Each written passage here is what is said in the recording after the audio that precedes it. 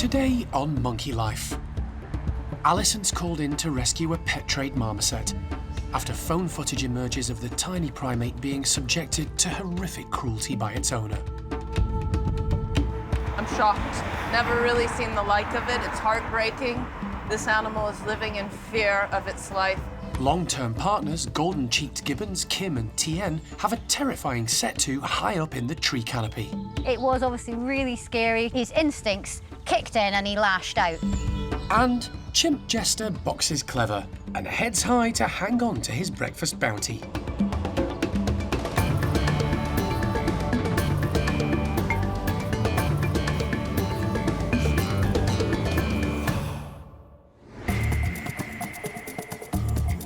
Monkey World in Dorset, buried deep in the English countryside, is the largest sanctuary of its kind on the planet. The team, led by Dr. Alison Cronin, rescue and rehabilitate abused and unwanted primates from all over the world. Hopefully it'll just be a quick grab and into the box and that'll all be done. The park provides a home for more than 260 monkeys and apes from 24 different species.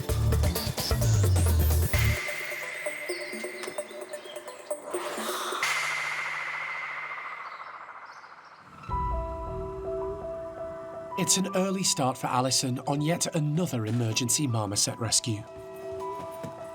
She's heading to Newport in South Wales for a police briefing and needs to be there by 9 a.m. Nick Dunn, the park's primate welfare and conservation manager, is going with her. The trip is the result of a phone call from the RSPCA.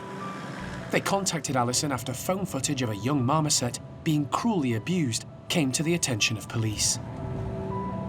Clearly, the health and welfare of the marmoset is at risk. We'll have a briefing with the police because they have actually obtained a warrant to enter the premises on behalf of the marmoset and its welfare. We'll have to wait and see how these things play out. It might be that it's not even there at the house or even alive anymore. You just never know. So getting to the police station and getting a plan of action to get inside of the house, first of all, is the first plan of the day.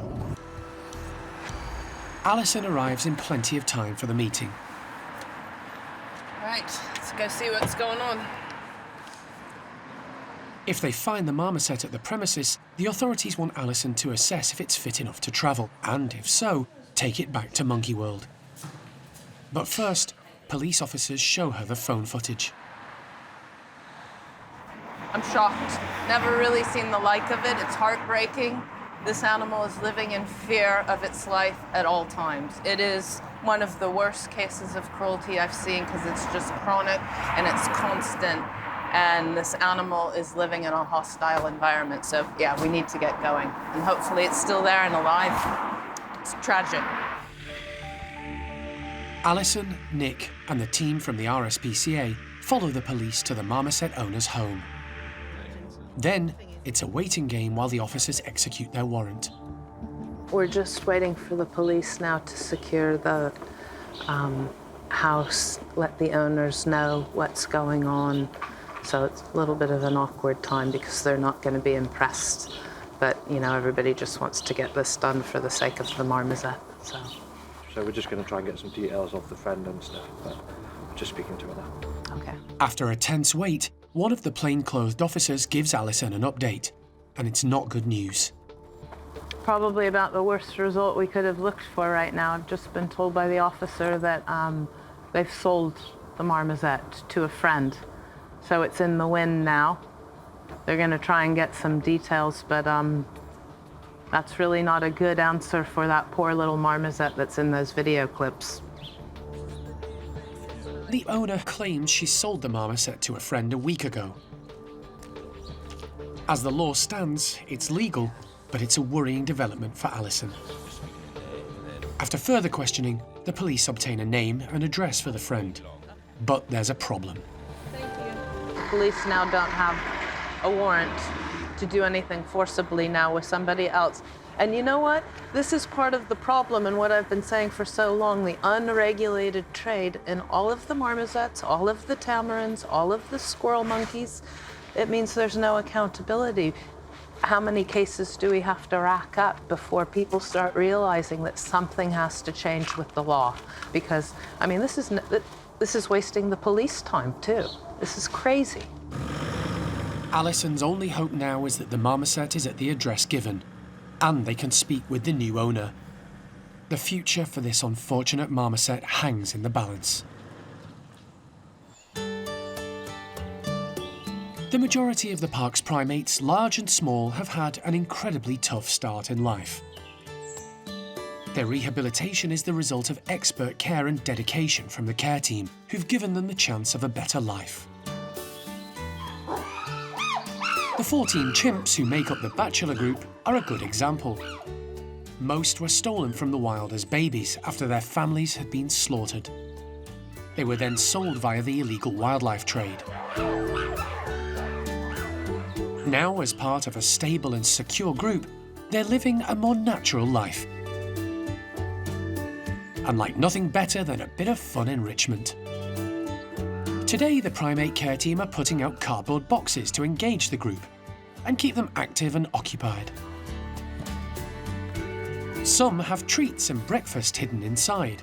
Others are empty, encouraging the chimps to search for food. The youngest member of the group, 21-year-old Seamus, is first out, followed by one of the park's original chimps, Sammy. He arrived in 1987 at just 5 years old, along with 8 others.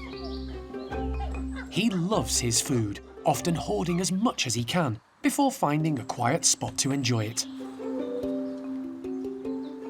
Weight has always been an issue with Sammy, and over the years, the team have had to watch his diet. Today, however, he's in great shape. The group are enjoying this morning's challenge, checking out all the boxes.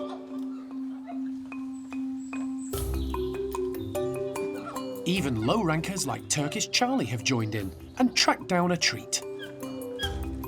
He doesn't always take part in tasks like this, but today he's completely engaged and enjoying the peanuts he's found.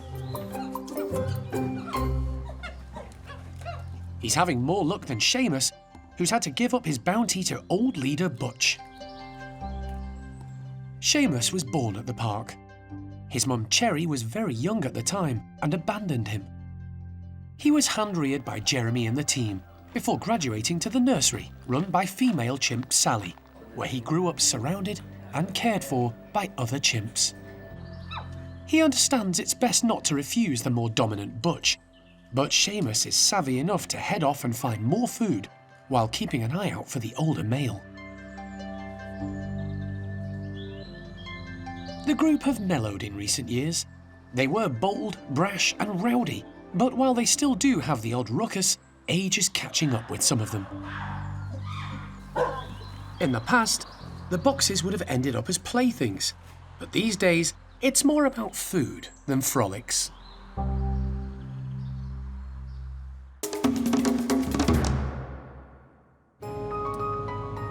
In South Wales, police have located the marmoset filmed being cruelly abused by its previous owner.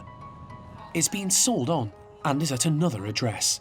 Alison, Nick and the RSPCA are with them. So we've actually managed to find the marmoset. The owners are actually being fairly helpful. The marmoset's being seized as evidence to the previous crimes, and then we'll have to work out what happens to it thereafter. But at least it's here and we found it, so good news. Following a discussion with Alison and the RSPCA, the new owner has come to the conclusion that marmosets don't make good pets. He bought the monkey in good faith and with every intention of doing his best for the primate.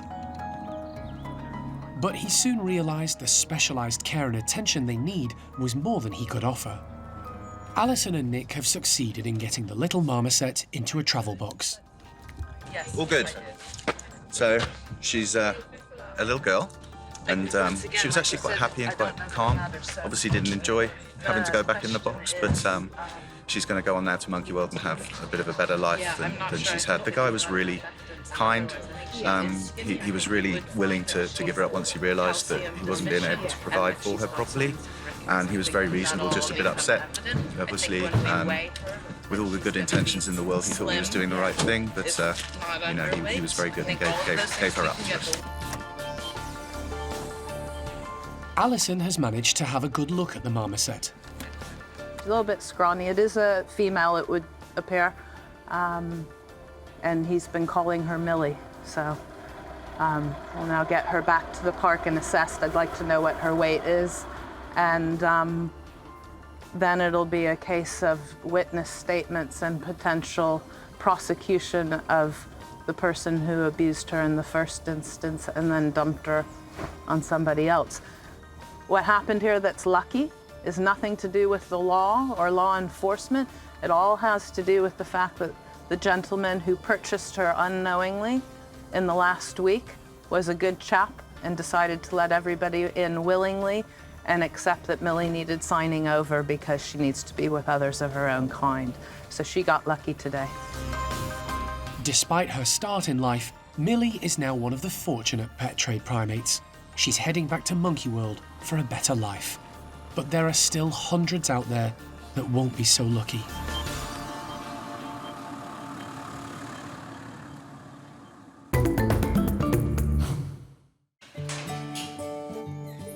It's been 6 months since female cotton-top tamarind Mo arrived at the park to join lonely male Uncas. The pair have really taken to each other. Uncas adores his new lady, and while there is a big age difference, Mo seems happy with her older partner. So Mo is well and truly settled. She's definitely the boss of Uncas. She's quite a bit bigger. She's a big lady, is Mo. She's at least 150 grams bigger than Uncas, but she's really settled. She loves the outside enclosure. They both love sunbathing. They groom a lot. I think she's all right with him. I don't know whether she'd prefer a younger model, but she's quite okay with him at the minute. I think she likes the fact that she's in charge and she's the boss. Uncas is a survivor and has adapted well to the traumas life has sent his way since his difficult start as a pet trade animal, including the loss of previous companions. Uncas is really happy now. So he has had many friends over the years. 2 cotton-top friends at different times, Alice and Hawkeye. He's also lived with common marmosets. He's lived with Saki monkeys. So he has had lots of friends in the past, but he does seem particularly settled with Mo. They're good at the moment. It's a beautiful sunny day, and to encourage the contented couple to be active and go outside, the team have put out some of their favourite food: waxworms and giant locusts. But they haven't made it easy. The bouncy insects and wriggly morsels are inside clear plastic bottles. The 2 cotton tops need to use their brains, as well as agility, to get to the treats. Mo is on the move straight away. Still young and fit at 11 years old, she shows just how strong and agile tamarins can be. She uses her core muscles to balance and reach out to grab some tasty waxworms. But that's just for starters.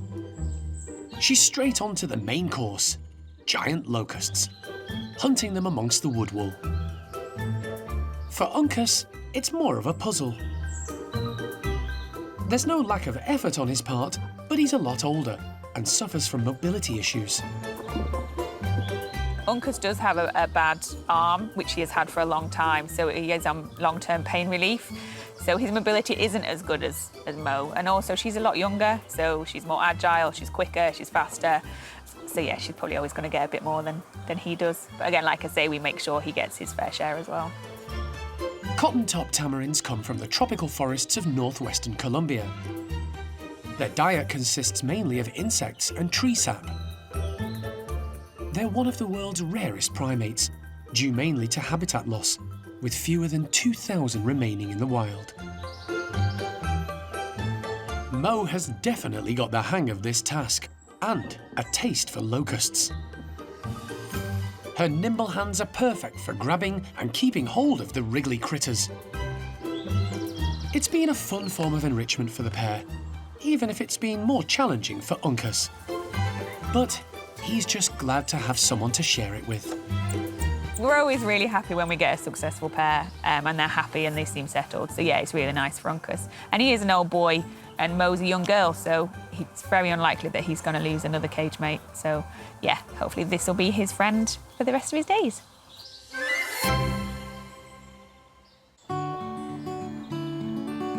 Uncas and Mo aren't the only primates at the park who are a perfect pair, happy and settled. Golden-cheeked gibbons Kim and Tien were the first of their kind born at the park, to parents who had been illegally taken from the wild.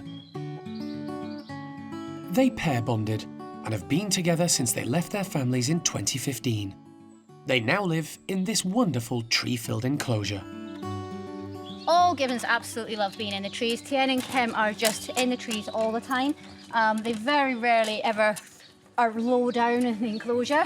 When they are, you'll see that they're down eating the natural browse that's actually available. We've got lots of different kinds of trees that are edible for them lower down. So they will come down and sort of browse through that during the day. Obviously, as it's coming into summer, we're also getting things like flowers on the brambles and stuff, which they really enjoy as well. So they will come down occasionally for that. But other than that, they're pretty much in the trees all the time, really active and just kind of loving life. Today, primate care staff member Kat is distributing their breakfast with a twist. The pair are always given their food in pulley feeders, hoisted high up into the tree canopy. But it doesn't take long for them to devour it. So just to try and slow them down a little bit, make it a little bit more difficult, we've added in the extra enrichment. So hopefully it'll keep the guys busy a bit longer. Toy Kongs have been stuffed with slices of orange and beetroot, tied and knotted in fabric. Hopefully the pair will spend a bit more time over breakfast today.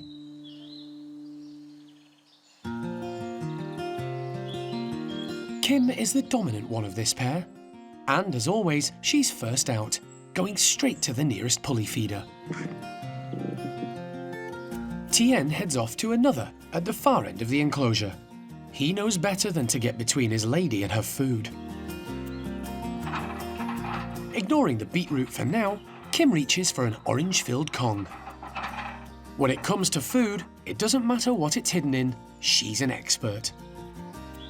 Hanging from one arm, holding two Kongs in her feet, and devouring breakfast at the same time, she demonstrates just how well adapted gibbons are to living in the trees. While Kim gets stuck into the rest of her breakfast, at the other end of the enclosure, Tien has managed to untie one of the pieces of cloth and is tucking into some beetroot. He soon heads back for more. Gibbons have very long arms, perfect for brachiating, swinging from branch to branch. Long fingers act like hooks as they hang down to reach for food. Their shoulders and wrists have adapted to enable them to spin around, and they can hang from one arm for a very long time. They may keep apart when it comes to feeding, but most of the time, this pair are inseparable. Right from the outset, they have been known as our sort of like loved up couple or Valentine's couple because they're just the cutest couple ever. They very rarely have even the mildest of disagreements. They're almost always hugging each other. You know, Tien, when she's grumpy, he tends to stay very much out of her way and not do anything to annoy her. So they really are renowned both with the staff and all of our regular public that they are just so cute and so lovely together. Once Kim has finished the food in her feeder, she heads across to see what Tien has left. Her partner is engrossed in his food, although keeping a watchful eye out for greedy Kim. When she lands behind him, he lashes out. For the first time in memory, the pair have a lover's squabble. A real shock today. It's very unusual for Tien and Kim, and we've never seen anything between them as much as what actually happened today. Tien was so engrossed in what he was doing, he turned round and just, his instincts kicked in and he lashed out. Kim made it very swift, very sure of the fact that you don't do that again. It was obviously really scary. Tien, very high up in the trees. He's not holding on to any branches. Neither was she. He had quite a big fall. But one of the things it does show is just how quick and amazing the hand-to-eye coordination is with these guys. He caught hold of something, he got himself away from the danger, and he kept away from her. And we haven't seen any more sort of incidents since, so it looks like they're back to their usual selves. Thankfully, the tiff was over in an instant, and a little later the pair reaffirmed their bond, singing a duet high up in the trees.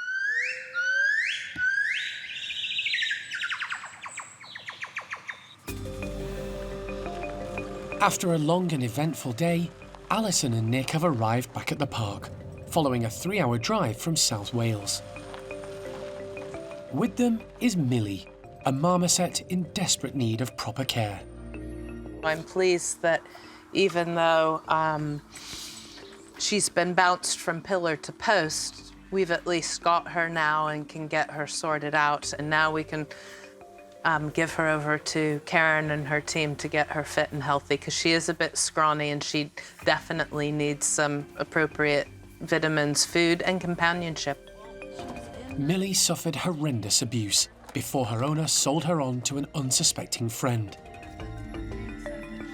Videos of the appalling cruelty were found on a phone by police officers. The footage of what happened to her before would drop you. It's about the worst thing I've seen ever. Ever. Let's get her inside. Primate care team member Karen takes Millie into the marmoset complex and pops her on the scales to get an idea of her weight. Okay, it's okay. Stay calm, please. 360. Well, that's not bad at all. No. Better than expected, but still underweight for a marmoset of her size. Karen has prepared a bedroom for Millie where she can spend a few days on her own, getting used to her new surroundings, including the sight and sounds of other marmosets nearby. Ready? Mm-hmm. Come on, Millie. Good girl. Unsurprisingly, she's incredibly nervous, making small alarm calls as she gazes around and slowly explores her new environment. It's completely different to anything she's ever experienced.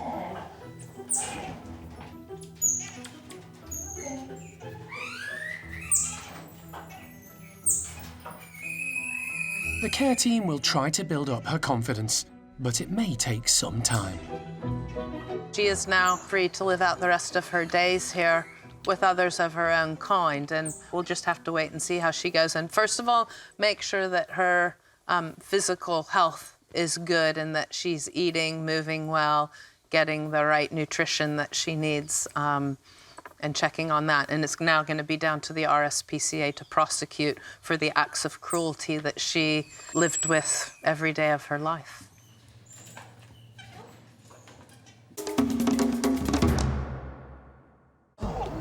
Next time on Monkey Life. Newly rescued chimp Kalu ventures into the outdoor enclosure for the first time and aims high. Don't want her to get too overconfident, get spooked, and have an accident off of the climbing frame. And wild strawberries for a marmoset family as the kids take the cream of the crop.